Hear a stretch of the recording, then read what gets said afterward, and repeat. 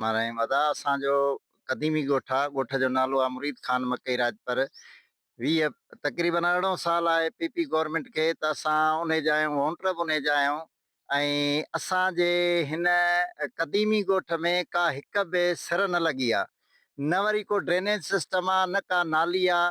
असांजो MP MNA साहब आहे पीर इब्रार अली शाह साहब, उन ॾे बि असां 2-3 चकर विया आहियूं। उनखे बि चयो आहे, उन जे बावजूदि को बि असां तरक़ियाती कमु कोन्हे को, न असां वटि का अहिड़ी सहूलियत ई आहे जो सुभाणे का शइ थिए। असांजो स्कूल आहे, क़दीमी स्कूल आहे, तक़रीबन 200-250 ॿार आहिनि, उहो ज़बून लॻो पियो आहे, का नाली कान्हे का।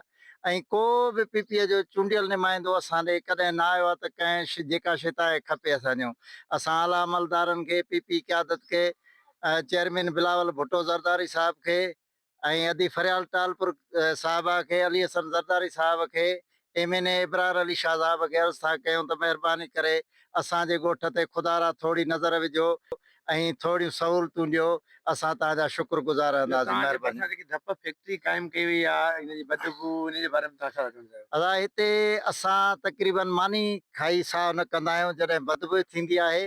उन खां पोइ असांजे यूसीअ जो चेयरमैन आहे मलक शाहिद इकराम साहब, ऐं ॿियो रफ़ीक अहमद सहतो साहब, जंहिंजूं इहे फैक्ट्रियूं आहिनि।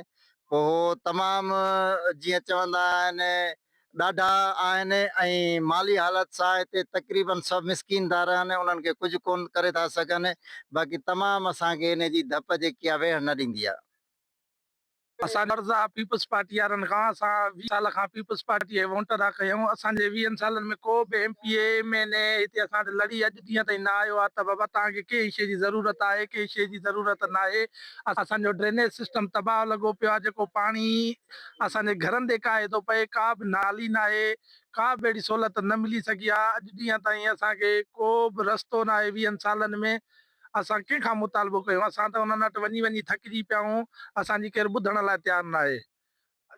हाणे त आला इदारनि खां अपील आहे त असांखे 18 खां 20 साल थी विया आहिनि त हे पीपीअ जी हुकूमत आहे हिते। न हिते को रोड मिली सघियो आहे, न नाली मिली सघी आहे, न को स्कूल आहे। तालीम तबाह लॻी पई आहे। टोटल हिते 2 उस्ताद टीचर आहिनि, सो बि इहो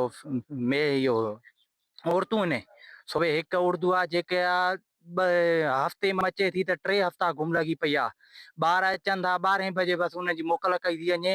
ऐं न हिते का नाली आहे, न का सहूलियत आहे। असांजा ॿार बीमार आहिनि। धप फैक्ट्री आहे जो साह नथा खणूं, असां साह नथा करे सघूं, मानी नथा खाई सघूं, एॾी धप फैक्ट्री आहे। छा मुतालबो आहे असांजो साईं इहो मुतालबो आहे त असांखे को ख़ुदा कुझु ॾिठो वञे, कुझु को तरक़ियाती कमु ॾिनो, रोड ॾिनो वञे, नज़र फेरी वञे।